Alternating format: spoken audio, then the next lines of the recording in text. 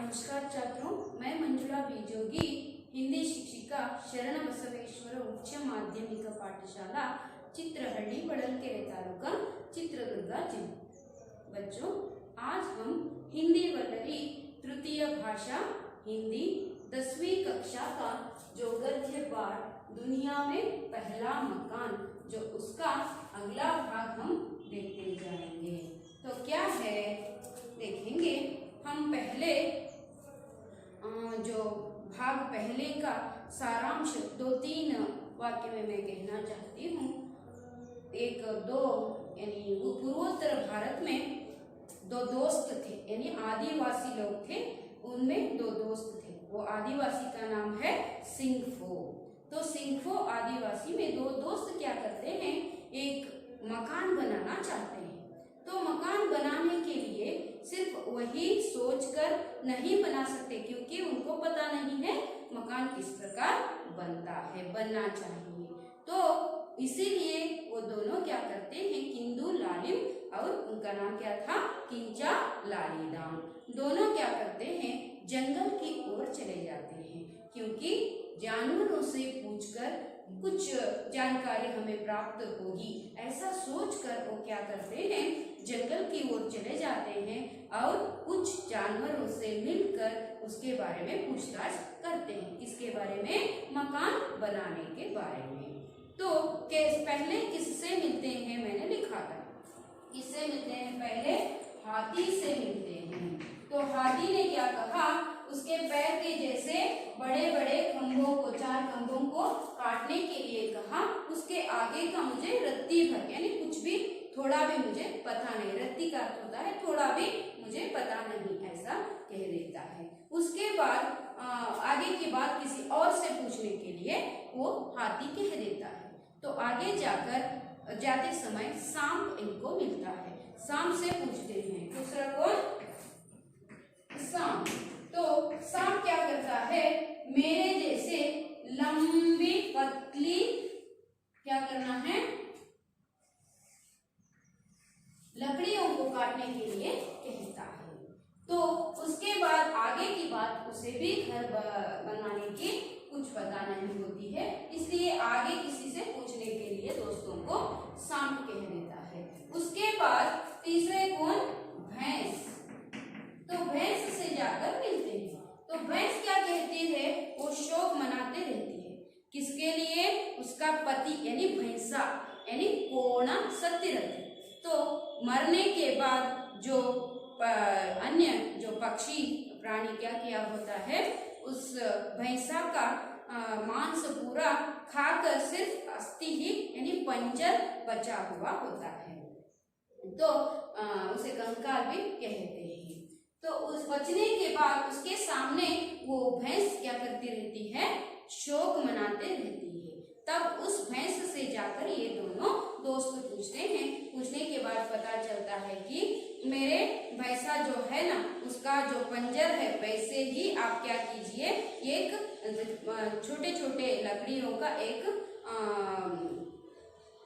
गृह के जैसा, घर के जैसा एक ये बनाएंगे करके वो कह देता है। तो आगे किससे मिलते हैं, क्या हो जाता है, अभी हम देखेंगे। तो भैंस के बारे में कुछ बताना चाहती हूँ। तो उसमें जैसे पंजर में 4 पैरों पर हड्डियां पड़ी हैं। हड्डी ಅಂತ ಹೇಳಿದ್ರೆ ಮೂಳೆ, हड्डियां ಅಂದ್ರೆ ಮೂಳೆಗಳು। एक वचन रूप हड्डी, तो बहुवचन रूप क्या होता है, हड्डियां होता है। ಬಹುವಚನದಲ್ಲಿ ನಾವು ಮೂಳೆಗಳು ಅಥವಾ ಮೂಳೆ ಇಲ್ಲಿ ನಾವು ಕರಿಬಹುದು। ಹೇಗೆ 4 ಕಾಲುಗಳ ಮೇಲೆ ನೀವೇನ್ ಮಾಡಬೇಕು, ನನ್ನ ಗಂಡನ पंजर ಹೇಗಿದೆಯೋ ಹಾಗೆ ನೀವು ಅದನ್ನ ತಯಾರು ಮಾಡಬೇಕು, ಚಪ್ಪರವನ್ನ ಅಂತ ಹೇಳ್ತಾರೆ। उसी तरह 4 मोटे गोले जमीन पर गाड़कर, 4 ದಪ್ಪ ದಪ್ಪನೆಯ ಅಂದ್ರೆ ಎಮ್ಮೆಯ ಕಾಲು 4 ಇರುತ್ತಲ್ಲ, ಹಾಗೆ ದಪ್ಪ ದಪ್ಪನೆಯ ತುಂಡುಗಳನ್ನ ನೀವು ಭೂಮಿಯಲ್ಲಿ ಆಳವಾಗಿ ಹುಗಿದು ಅದರ ಮೇಲೆ ಈ ತರಹ ಚಪ್ಪರವನ್ನ पतली और लंबी लकड़ियों से चप्पर पंजर के जैसा चप्पर बनाइए। ಅಂದ್ರೆ ನೀವೇನ್ ಮಾಡಬೇಕು, ಇಲ್ಲಿ ಚಿತ್ರದಲ್ಲಿ ನಾವು ನೋಡ್ತೀವಿ ಮಕ್ಕಳೇ ಅಲ್ವಾ, ಸ್ಟಾರ್ಟ್ ಮಾಡ್ಕೊಂಡಿದ್ದಾರೆ। 4 ಕಾಲುಗಳ ಮೇಲೆ ಚಪ್ಪರದ ರೀತಿಯಲ್ಲಿ ಸಣ್ಣ ಸಣ್ಣ ಕಟ್ಟಿಗೆಗಳನ್ನ ಹಾಕಿ ಹೊದಿಸಿ ನೀವು ಚಪ್ಪರವನ್ನ ಮಾಡಿ ಅಂತ ಎಮ್ಮೆ ಹೇಳುತ್ತೆ। तो आगे किसे बनाते हैं या मकान बनाते हैं देखेंगे। तो क्या है इधर, हम दोनों ने पूछा इसके बाद क्या करना है, ಹಾಗಾದ್ರೆ ಇದರ ನಂತರ ಏನ್ ಮಾಡಬೇಕು, ಸರಿ ನಾವು ಚಪ್ಪರವನ್ನ ರೆಡಿ ಮಾಡ್ತೀವಿ, ಆಮೇಲೆ ಏನ್ ಮನೆ ಹೇಗೆ ಕಟ್ಟಬೇಕು ಅಂತ ಕೇಳ್ತಾರೆ. ಅಪೂರ್ಣ ಆಗುತ್ತೆ ಅಲ್ವಾ. ಪೂರ್ಣ ರೂಪದಲ್ಲಿ ಒಂದು ಗೃಹ ಅಥವಾ ಮನೆ ಮಕಾನ್ ನಿರ್ಮಾಣ ಆಗ್ಬೇಕಂದ್ರೆ ಇನ್ನೂ ಅದಕ್ಕೆ ಕೆಲವೊಂದು ಸಲಹೆ ಬೇಕಾಗುತ್ತೆ. भैंस ने उत्तर दिया, आगे की बात मैं नहीं जानती, मुझे रत्ती भर पता नहीं. ಅದು ಸಹ 2-3 ಪ್ರಾಣಿಗಳು ಹೇಳಿದಾಗೆ ಹೇಳುತ್ತೆ, ನಾನು ಇಷ್ಟು ಮಾತ್ರ ಗೊತ್ತು, ನನಗೆ ನಾನು ತಿಳಿದಷ್ಟು ನಿಮಗೆ ಹೇಳಿದ್ದೀನಿ, ಇದರ ಮುಂದಿನದ್ದು ನನಗೆ ಒಂದು ಸ್ವಲ್ಪ ಕೂಡ ಚೂರು ಕೂಡ ನನಗೆ ಗೊತ್ತಿಲ್ಲ ಅಂತ ಹೇಳುತ್ತೆ. ತಬ್ ದೋನೋ ದೋಸ್ತ್ ಆಗೆ ಬಡೆ, ಇಬ್ರು ಅವಾಗ ಏನ್ ಮಾಡ್ತಾರೆ, ಮುಂದೆ ಸಾಗ್ತಾರೆ. ಸಾಗಿ ಏನ್ ಮಾಡ್ತಾರೆ ನೋಡೋಣ. रास्ते में एक तालाब मिला, रस्तेಯಲ್ಲಿ ಒಂದು तालाब,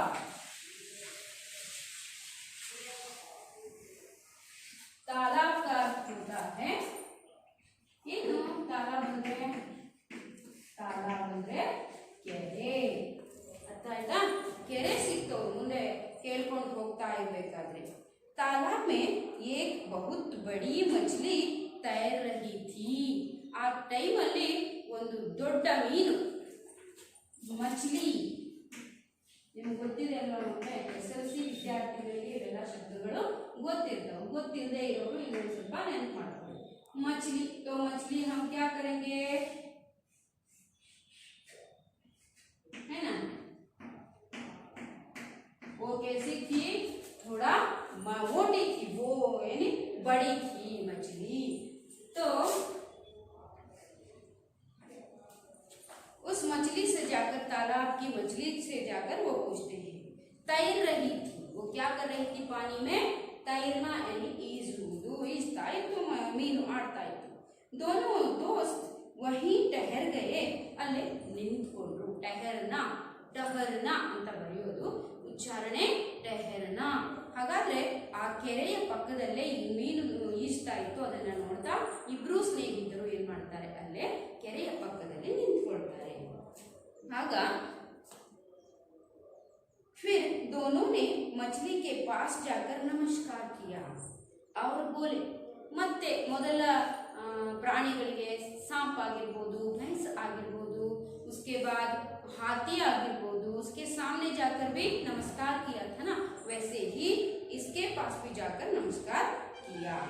तो कहकर नमस्कार के बाद अपने विचार को वहां पर व्यक्त करते हैं. किसके पास, मछली के सामने, मीनिना हत्तीरा. हम लोग मकान बनाना चाहते हैं, चाहना यानी बयसुವುದು, इच्छिಸುವುದು. हम लोग क्या करना चाहते हैं, एक मकान बनाना चाहते हैं. हाथी कहता है कि, फिर उत्तर दे देते हैं. हाथी ಏನ್ ಹೇಳ್ತು, सांप ಏನ್ ಹೇಳ್ತು, भैंस ಏನ್ ಹೇಳ್ತು ಹೇಳ್ತಾ ಬರ್ತಾರೆ. हाथी कहता है कि उसके पैरों जैसे मोटे और मजबूत लकड़ी के गोले पेड़ों से काट लो. ಏನ್ ಮಾಡಬೇಕು, सांप ने बताया कि जैसा वह है वैसी पतली और लंबी लकड़ियां काट लो.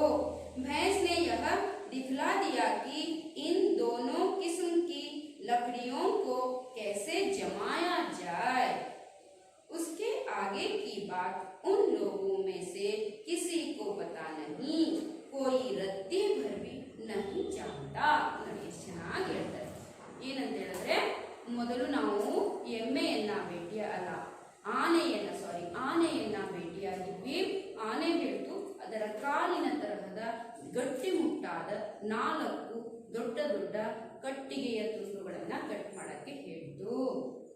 हाविन हत्र बंदी, पास यानी सांप के पास आ गए. तब सांप ने क्या कहा, उसके जैसा पतली लकड़ियों को काटने के लिए कहा. ತೆಳುವಾದ ಹಾವು ಹೇಗಿರುತ್ತೋ ಹಾಗೆ ಕಟ್ಟಿಗೆಗಳನ್ನ ಕಡಿಯಕ್ಕೆ ಹೇಳಿತು. ಹಾಗೇನೆ ಮುಂದೆ ಬಂದ ತಕ್ಷಣನೇ ಎಮ್ಮೆ ಏನ್ ಹೇಳ್ತಪ್ಪ ಅಂದ್ರೆ, ಅವೆರಡನ್ನೂ ಸೇರಿಸಿ, ದಪ್ಪನೆಯ ಮತ್ತು ತೆಳುವಾದ ಕಟ್ಟಿಗೆಗಳನ್ನ ಸೇರಿಸಿ ಜಮಾ ಕೀಜಾಯ್, ಅದನ್ನ ಹೇಗೆ ಸೇರಿಸಿ ಚಪ್ಪರವನ್ನ ಮಾಡಬಹುದು, ಹಂದರವನ್ನ ಮಾಡಬಹುದು ಹಾಗೆ ಹೇಳ್ತು. ಛಾವಣಿ ಅಂತ ನಾವು ಹೇಳ್ತೀವಿ ಅಲ್ವಾ, ಛಾವಣಿಯನ್ನ ಯಾವ ರೀತಿ ನಿರ್ವಹಿಸಬೇಕು ಮಾಡಬೇಕು ಅಂತ ಹೇಳಿದರೆ ಮುಂದಿನ ವಿಷಯ ಅವರು ಯಾರಿಗೂ ಸ್ವಲ್ಪನೂ ಗೊತ್ತಿಲ್ಲ, ಅವರೆಲ್ಲ ಈ ಉತ್ತರವನ್ನ ಕೊಟ್ಟರು ಅಂತ ಹೇಳಿ ಯಾರೆದ್ರಿಗೆ ಹೇಳ್ತಾರೆ ದೋಸ್ತರು, ಸ್ನೇಹಿತರು, किंदू लालिम और किंचा लालिदाम दोनों क्या करते हैं, मछली के सामने आकर नमस्कार करके ये सारी बातें बता देती है। तो मछली ने कहा, मछली ಅವ್ರದೆಲ್ಲ ವಿಷಯವನ್ನ ಏನ್ ಮಾಡ್ತು ಕೇಳ್ಕೊಂಡು ಏನ್ ಹೇಳುತ್ತೆ ನೋಡೋಣ। आप लोग जरा मेरी पीठ की पट्टियां ध्यान से देख लो। आप लोग क्या करना है, मेरी पीठ की पट्टियां, ಹೌದಾ, ಈ ತರ ಏನಿದೆ ಪಟ್ಟಿಗಳಿದಾವೆ ಅದನ್ನ ನೀವು ನೀಟಾಗಿ ನೋಡ್ಕೊಡಿ ಅಂತ ಹೇಳ್ತಾರೆ। ಧ್ಯಾನ್ ಸೆ ದೇಖ್ಲೋ ಅಂದ್ರೆ ನೀಟಾಗಿ ಸರಿಯಾಗಿ ಗಮನ ಹರಿಸಿ ಗಮನವಿಟ್ಟು ನೋಡಿ ಅಂತ ಹೇಳ್ತಾರೆ। फिर पेड़ों से बहुत सी पत्तियां तोड़ लो। पेड़ों से क्या करना है,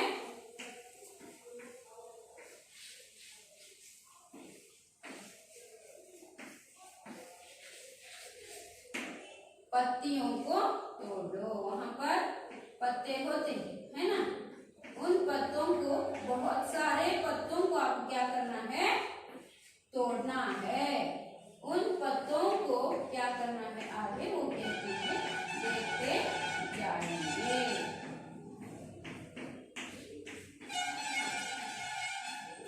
ಈ ತರಹ ನಾವೇನ್ ಮಾಡ್ತೀವಿ, ಮರದಲ್ಲಿ ಎಲೆಗಳನ್ನ ನೋಡ್ತೀವಿ ಅಲ್ವಾ ಮಕ್ಕಳೇ, ಆ ಎಲೆಗಳನ್ನ ತುಂಬಾ ಕಟ್ ಮಾಡ್ಕೊಳ್ಳಿ ತಗೊಳ್ಳಿ ಅಂತ ಯಾರು ಹೇಳಿದ್ರು, ಮೀನು ಹೇಳ್ತು।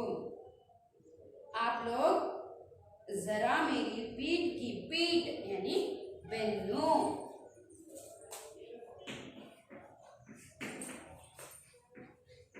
ಹಾಗಾದ್ರೆ ಪೇಟ್ ಅಂದ್ರೆ ಹೊಟ್ಟೆ,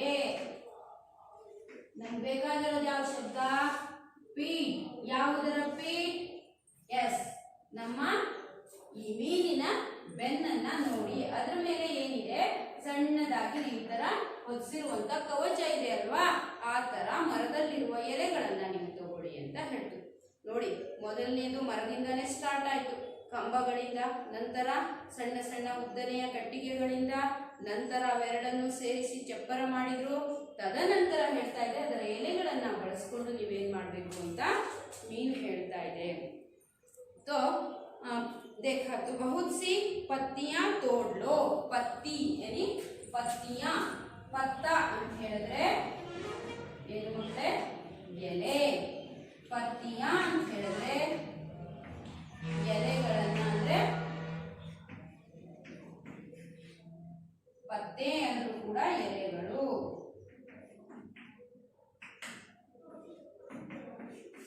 ಪತ್ತೆ ಅಂದ್ರೂ ಎಲೆಗಳು, ಪತ್ತ ಅಂದ್ರೆ ಎಲೆ, ಪತ್ರ ಅಂತ, ಪತ್ರ ಅಂದ್ರೆ ನೀವು ಇದನ್ನ ಬಳಸುವಂತ ಪತ್ರ ಅಲ್ಲ, ಎಲೆಗಳಿಗೂ ಸಹ ನಾವು ಪತ್ರ ಅಂತ ಕರಿತೀವಿ ಕನ್ನಡದಲ್ಲಿ। तो इसको क्या करना है, तोड़ लो, तोड़ना ಅಂದ್ರೆ ಹರಿಯೋದು, ಕಿತ್ಕೊಳ್ಳಿ ಅಂತ ಹೇಳಿ।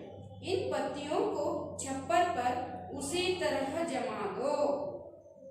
ಈ ನೀವೇನ್ ಮಾಡ್ಬೇಕು, ಆ ಎಲೆಗಳನ್ನ ಅವಳು ಎಂಬೆ ಹೇಳಿದ್ದಲ್ಲ ಚಪ್ರ ಮಾಡಿ ಅಂತ, ಅದರ ಮೇಲೆ ನೀವು ಹರಡಬೇಕು, ಜಮಾನ ಅಂದ್ರೆ ಹರಡುವುದು।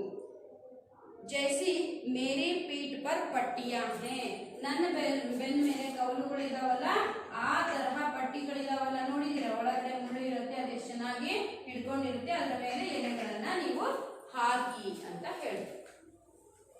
ಚಪ್ಪರ್ पर उसी तरह जमा दो जैसी मेरी पीठ पर पट्टियां हैं, ಹೇಗೆ ನನ್ನ ಬೆನ್ನ ಮೇಲೆ ಆ ಪಟ್ಟಿಗಳಿದಾವೋ ಅದೇ ತರಹ ನೀವು ಆ ಮನೆಯ ಮೇಲೆ ಮಾಡಿ ಅಂತ ಯಾರು ಹೇಳಿದ್ರು, ಮೀನು ಹೇಳ್ತು। ಎಷ್ಟು ಚೆನ್ನಾಗಿ ಹೇಳ್ತಾವಲ್ಲ ಅವು ಕೂಡ ನೋಡಿ, ಒಬ್ಬ ಮನುಷ್ಯನಿಗೆ ಅಂದ್ರೆ ಆ ಎರಡು ಸ್ನೇಹಿತರಿಗೆ ಈ ಮೀನು ತಿಳಿಸಿ ಹೇಳ್ತಾ ಇದೆ, ಏನಂತ ಹೇಳ್ತಾ ಇದೆ, ನೀವು ನಾನು ಹೇಗಿದ್ದೀನೋ ಆ ರೀತಿ ಆ ವಸ್ತುಗಳನ್ನೆಲ್ಲ ಬಳಸ್ಕೊಂಡು ಮನೆ ಮಾಡಿ ಅಂತ ಹೇಳ್ತಾ ಇದೆ। मछली की बात सुनकर दोस्तों की समझ में आ गया कि अब वे मकान बना सकते हैं। ನೋಡಿ, ನಾವು ಕೇವಲ ನಾನೇ ಪಂಡಿತ, ನನಗೊಂದೇ ಗೊತ್ತಿರೋದು ಅಂತ ನಾವು ವಿಚಾರಗಳನ್ನ ನಮ್ಮಲ್ಲೇ ಇಟ್ಕೊಂಡು ಆ ವಿಚಾರಗಳನ್ನ ಮಾಡ್ಕೊಂಡ್ರೆ ಸರಿಯಾಗಲ್ಲ, ನಾವೇ ಪಂಡಿತರಲ್ಲ, ನಮ್ಮ ಎದುರಿಗಿರೋರು ಕೂಡ ಕೇವಲರಾಗಿದ್ದಾರೆ ಅನ್ನೋದನ್ನ ನಾವು ಇದು ಮಾಡ್ಕೋಬಾರ್ದು, ಅವರು ಕೂಡ ನಮಗಿಂತ ಪರಿಪಕ್ವತೆಯನ್ನ ಪಾಂಡಿತ್ಯವನ್ನ ಬಲ್ಲವರಾಗಿರ್ಬಹುದು, ಒಬ್ಬೊಬ್ಬರಿಂದ ಅಂದ್ರೆ ನಾವು ಒಂದೊಂದನ್ನ ಕಲಿತೀವಿ. ಸರ್ವಜ್ಞನ ವಚನದ ಟೈಮಲ್ಲಿ ನಾವು ಕೇಳ್ತೀವಲ್ವಾ, ಸರ್ವರೊಳಗೊಂದೊಂದು ನುಡಿ ಕಲಿತು ವಿದ್ಯೆಯ ಪರ್ವತವೇ ಆದ ಸರ್ವಜ್ಞ ಅಂತ ನಾವು ಕೇಳ್ತೀವಿ. ಹಾಗಿರ್ಬೇಕಾದ್ರೆ ಈ ಲೋಕದಲ್ಲಿ ನಡೆಯುವಂತಹ ಕೇಳಿ ತಿಳಿದುಕೊಂಡಂತಹ ಅನುಭವಗಳಿಂದ ನಾವು ಇನ್ನೂ ಹೆಚ್ಚಿನ ಪಾಂಡಿತ್ಯವನ್ನ ಪಡ್ಕೋಬಹುದು. ಯಾವುದೇ ವಿಷಯದಲ್ಲಾದ್ರೂ ಕೇಳಿ ಮಾಡಿ ಕಲ್ತ್ಕೊಂಡು ತಿಳ್ಕೊಂಡು, ಈಗ ಪ್ರಾಯೋಗಿಕವಾಗಿ ನೀವು ಮಾಡಿದಾಗ ತಾನೇ ಅದರ ಪ್ರಭಾವ ಏನು ಅಂತ ಗೊತ್ತಾಗುತ್ತೆ. ಜಸ್ಟ್ ಕೇಳಿದ ತಕ್ಷಣ ನಮ್ಗೆ ಗೊತ್ತಾಗಲ್ಲ. ನಾವು ಅದನ್ನ ಇನ್ನೊಬ್ಬರ ಹತ್ರ ಕೇಳಿ ತಿಳ್ಕೊಂಡು ನಾವು ಮಾಡಿದ ಮೇಲೆ ಅದು ಸರಿಯಾದ ಒಂದು ಕೆಲಸ ಆಗೋಕ್ಕೆ ಸಾಧ್ಯ ಇದೆ. ಕೇವಲ ಒಬ್ಬನಿಂದನೇ ಎಲ್ಲವೂ ಸಾಧ್ಯ ಆಗೋದಿಲ್ಲ. ಪ್ರತಿಯೊಬ್ಬರಿಗೂ ಸಹ ಒಬ್ಬರಿಂದ ಮತ್ತೊಬ್ಬರ ಸಹಕಾರ ಅಗತ್ಯ, ಅವಶ್ಯಕ. ಹಾಗಾಗಿ ಇಲ್ಲಿ ಸಹ ಈ ಇಬ್ರು ಸ್ನೇಹಿತರು ಈ ಪ್ರಾಣಿಯನ್ನ ಏನ್ ಮಾಡ್ತಾರೆ, ಪ್ರಾಣಿಗಳ ಹತ್ರ ಮೊರೆ ಹೋಗಿ ಕೇಳ್ತಾರೆ, ಹೇಗೆ ಮನೆಯನ್ನ ಕಟ್ಟಬೇಕು, ನನ್ಗೆ ಸ್ವಲ್ಪ ಐಡಿಯಾ ಕೊಟ್ರೆ ನಾವು ಮುಂದಿನ ಕೆಲಸವನ್ನ ಮಾಡ್ಕೊಳ್ತೀವಿ ಅಂತ. ಹಾಗಾಗಿ ಇಲ್ಲಿ ಏನ್ ಮಾಡ್ತಾರೆ, ಎಲ್ಲವೂ ಸಹ ಅವರಿಗೆ ಐಡಿಯಾಸ್ ಅನ್ನ, ಪ್ಲಾನ್ ಅನ್ನ, ಯೋಜನೆಗಳನ್ನ, ಉಪಾಯಗಳನ್ನ ಹೇಳ್ಕೊಡ್ತಾರೆ. ಕೊಟ್ಟ ತಕ್ಷಣ ಅವರಿಗೆ ಒಂದು ಚಿತ್ರ ಅಂದ್ರೆ ಮನೆಯ ಒಂದು ಸ್ಟ್ರಕ್ಚರ್, ಚಿತ್ರ ತಲೆಯಲ್ಲಿ ಮೂಡುತ್ತೆ. ಹೀಗೆ ಇರುತ್ತೆ ಮನೆ. ಇವ್ರು ಹೇಳಿದ ಪ್ರಕಾರ ನಾವು ಮಾಡ್ತಾ ಬಂದ್ರೆ ಒಂದು ಮನೆಯ ನಿರ್ಮಾಣ, मकान का निर्माण हम कर सकते हैं। ऐसा सोचते हुए वो दोनों दोस्त क्या करते हैं, उनको उनकी बुद्धि में या मन में एक विचार आया और एक चित्र आया घर का, तो तब तैयार हो जाते हैं। मकान बनाने का पूरा तरीका उन्हें मालूम हो गया। पूरा तरीका ಅಂದ್ರೆ ಪ್ಲಾನ್, ಉಪಾಯ ಗೊತ್ತಾಯ್ತು ಅವರಿಗೆ. ಯಾವ ರೀತಿ ನಾವು ಮನೆಯನ್ನ ಕಟ್ಟಬೇಕು ಅನ್ನೋ ಪ್ಲಾನ್ ಅವರಿಗೆ ಗೊತ್ತಾಯ್ತು. ನಾವು ಈಗಿನ ಸಂದರ್ಭದಲ್ಲಿ ನೋಡ್ತೀವಿ, ಒಬ್ಬರ ಮನೆ ಇರೋ ಹಾಗೆ ಇನ್ನೊಬ್ಬರ ಮನೆ ಇರೋದಿಲ್ಲ. अलग अलग प्लान के आधार पर हिसाब करके वो क्या करते हैं, मकान घर बनाते हैं। वैसे ही ये इनके मन में भी एक ख्याल, विचार आया कि इस प्रकार हम घर बना सकते हैं, परिपूर्ण रूप का एक घर बना सकते हैं। अब और कुछ जानने की जरूरत नहीं थी। तो ಇಷ್ಟು ಅವರಿಗೆ ಐಡಿಯಾ ಸಿಕ್ತು ಅಂದ್ರೆ ಇದರ ನೆಕ್ಸ್ಟ್ ಏನ್ ಮಾಡಬೇಕು ಅಂತ ಅವರಿಗೆ ಏನು ಕೇಳೋ ಅವಶ್ಯಕತೆ ಬರಲಿಲ್ಲ. तो दोनों दोस्त जंगल से लौटकर आए और एक जगह मकान बना लिया। जंगल से क्यों, कहाँ गए थे, जानवरों से पूछने के लिए जंगल गए थे, है ना। जंगल यानी क्या है, बहुत सारे पेड़ पौधे वहां पर देख सकते हैं। वहां पर गए थे दोनों दोस्त, उस जंगल से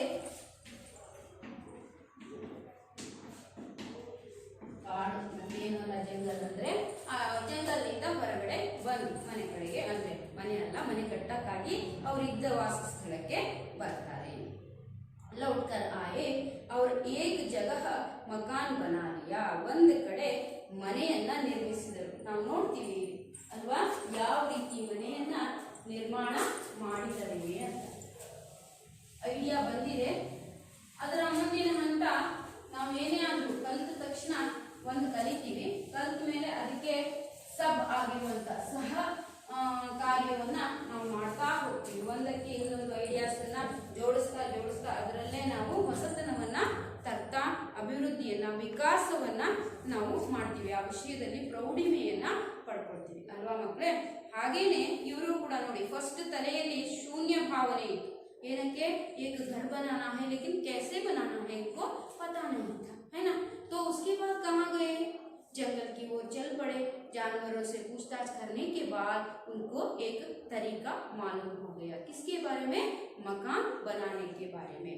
तो इसके आगे भी और पूछने की जरूरत नहीं, ऐसा समझकर वो लौट आते हैं। कहाँ से, जंगल से लौट आते हैं, आकर एक घर तैयार कर देते हैं। देखो कितना अच्छा घर बनाया है ना।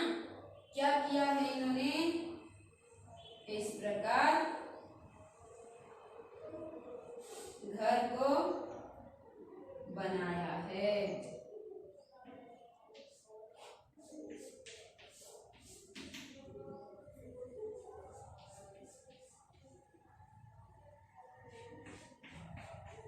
ये खंबा है, उसके ऊपर पत्तियों को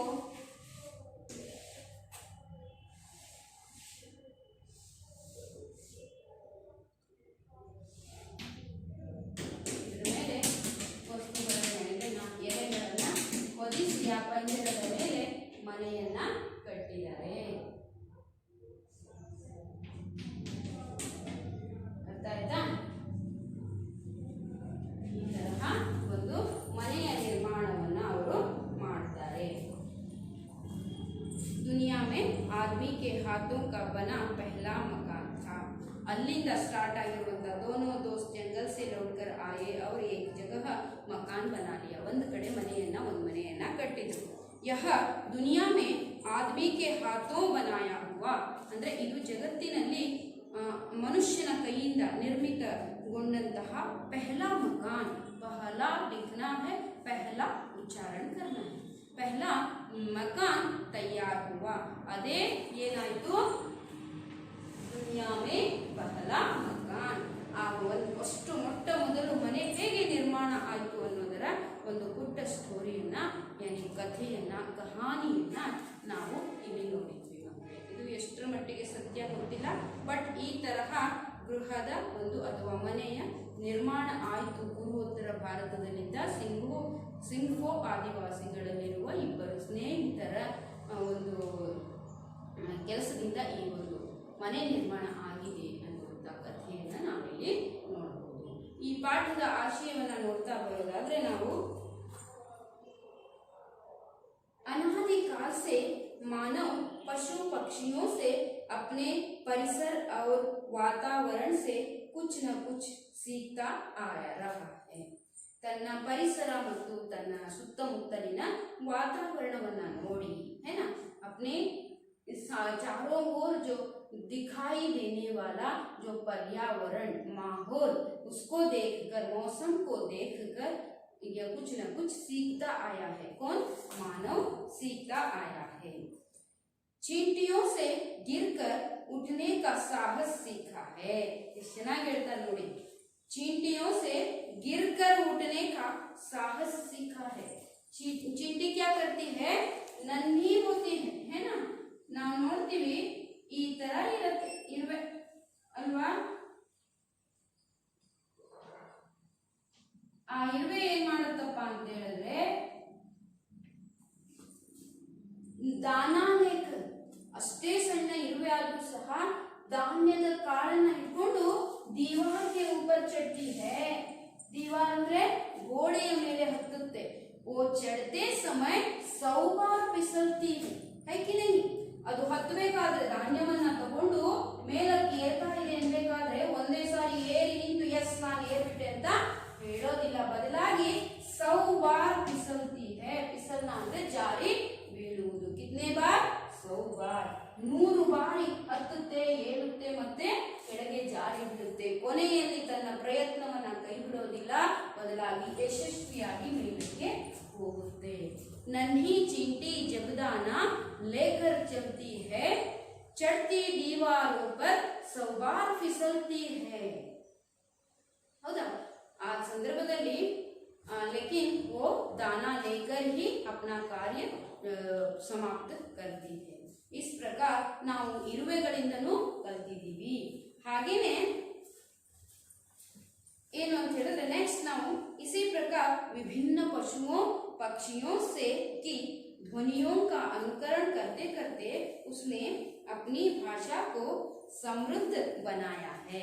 ಇದೇ ತರ ನಾವು ಬೇರೆ ಬೇರೆ ಪ್ರಾಣಿ ಪಕ್ಷಿಗಳನ್ನು ಸಹ ನೋಡ್ತೀವಿ। ಕೆಲವೊಂದು ಪಕ್ಷಿಯ ಧ್ವನಿಗಳನ್ನ ಕೇಳಿ ಅದರ ತರ ಅನುಕರಿಸ್ತಾ ಬಂದಿದ್ದೀವಿ, ಅದರಂತೆ ಹಾಡಲು ಕಲಿತಿದ್ದೀವಿ। ಇವೆಲ್ಲವನ್ನ ನಾವು ಪರಿಸರದಲ್ಲಿರುವ ಪ್ರತಿಯೊಂದು ಜೀವಿ ಜಂತುಗಳಿಂದ ನಾವು ಕಲಿತಿದ್ದೀವಿ। प्रस्तुत कहानी में यही दिखाया गया है कि इंसान ने मकान बनाना भी पशु पक्षियों से सीखा। उनका सरल निरूपण इस कहानी में किया है। ऐसे ही उसी प्रकार से ये मानव भी क्या किया? इंसान भी घर बनाना भी जानवरों से सीखा।